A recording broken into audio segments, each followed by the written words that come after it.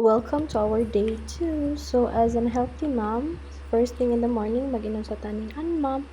Kay para healthy si baby, healthy si mommy. Before nito siya, na to siya sa mix guys. Kay ang uban ani isa gula na lag sugar kay tungod sa iyang katabang. So, while mag-inom tani guys kay nindot ka tong view. It's giving a healthy nature. So, kinsa may dili ma-relax ko na be. So, kay naluto naman ang biniglit ni Lula. Naana po'y butod nga mabusog ug maayo ani. Ikaon niya kay moadto na pud ta sa balay jud namo sa akong site. Unya kay ting biniglit na ron. So, syempre, igapot ito, kaon na pud ang butod. So, grabe king busugan nato ani ron. While nagkaon ko nagi bata nga gusto mo li sa kamera. Dili man halata pero bitaw bago ko ligo ani na medyo naoga-oga na lang jud ang akong buhok kay napatungod ko sa electric panday kay labad kay suo basta dili mo uga dayon ang buhok.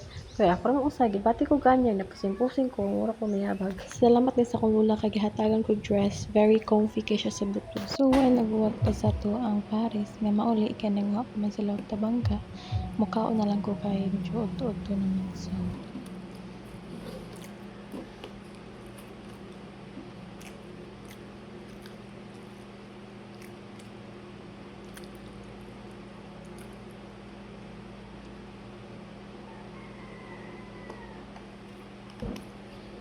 okay na pamantay buto nga wala pa natimplahan ato na isago lang isa ka during kay para ready na siya.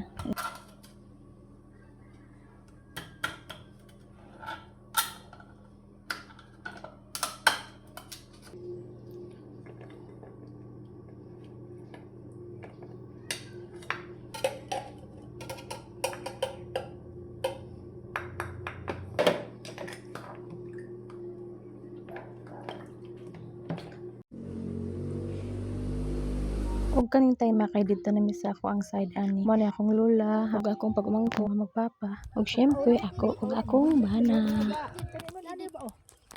What's up guys?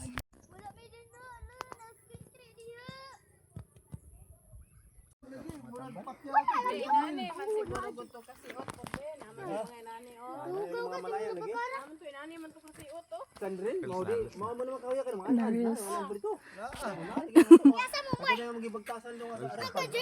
Ano naman di patungdan, bawal mo. Ug kamanga